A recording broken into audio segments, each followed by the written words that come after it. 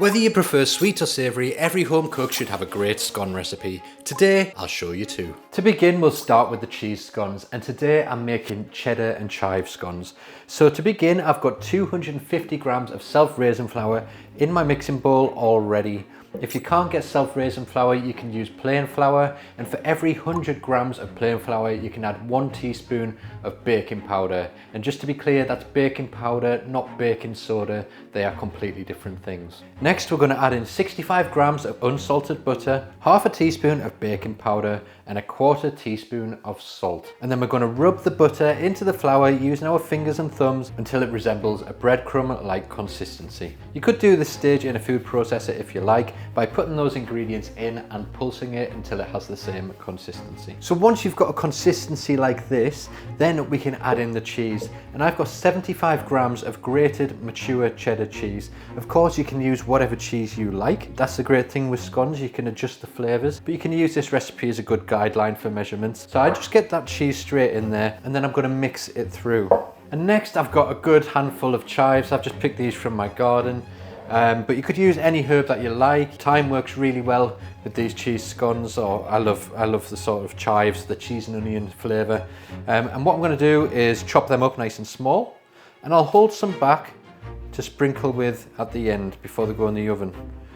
Just sprinkle on top because they look really nice. So I'm just going to roughly chop them as small as I can, and then we'll add them into the mix and stir them through.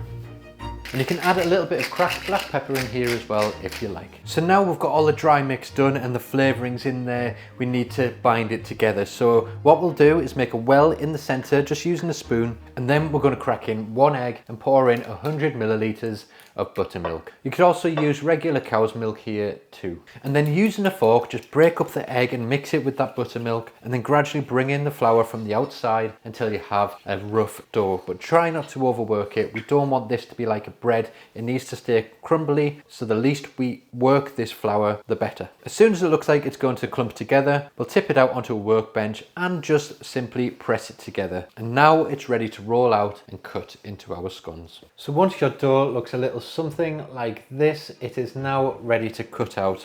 So you can either press it down just with your hands to get it to a nice level. You want it maybe, I don't know, 1.5 inches, and then you take a cutter and do it, or you can use a rolling pin for that. Sometimes you get a more level surface with a rolling pin, but essentially you want to roll it or flatten it to the same thickness. So take a cutter, you can do whatever size you want.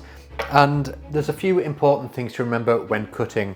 First of all, place it on and you want to press it down evenly without twisting. If you twist it when you cut, it stretches the strands round, which stops it from having a nice even rise. You'll have an uneven high on one side, lower on the other. If you have a nice straight cut all the way down, it'll rise evenly, hopefully, on all sides. So simply just place it on, even pressure and straight down. And then it should lift straight out. You can flour it if you need to. Just dip your cutter in flour and cut.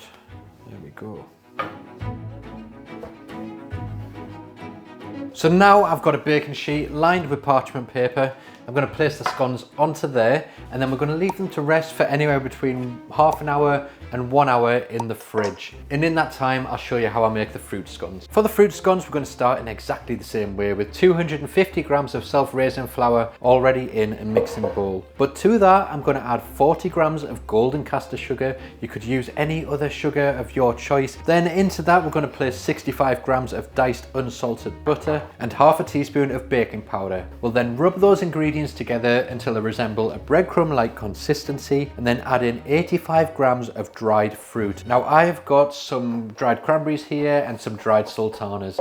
You could add any dried fruit mix that you like in there. I like to chop it up a little bit, so I'm going to chop that up first before adding it in, so it has a nicer, more even distribution in the scone mixture. We'll then mix that through, make a well in the center, crack in 1 egg and pour in around 100 milliliters of buttermilk. Then mix until the mixture just clumps together, as we did with the cheese scones. Then tip it out onto a bench, press it together until it's nicely combined, and then we can roll it out ready for cutting. Cut it in exactly the same way as we did before, straight down without any twisting, and then we're going to place them onto a baking tray lined with parchment paper and leave them to rest for half an hour before baking.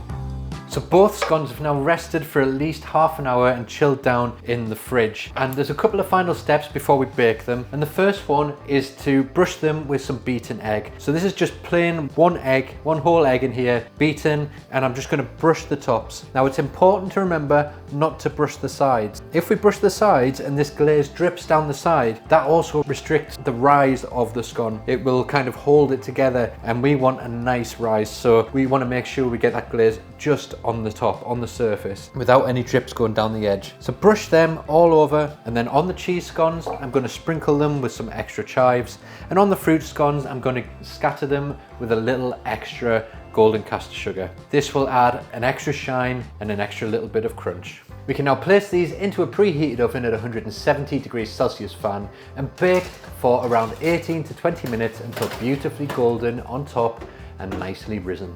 So after 20 minutes of cooking or baking, these are nicely cooked and nicely golden on top.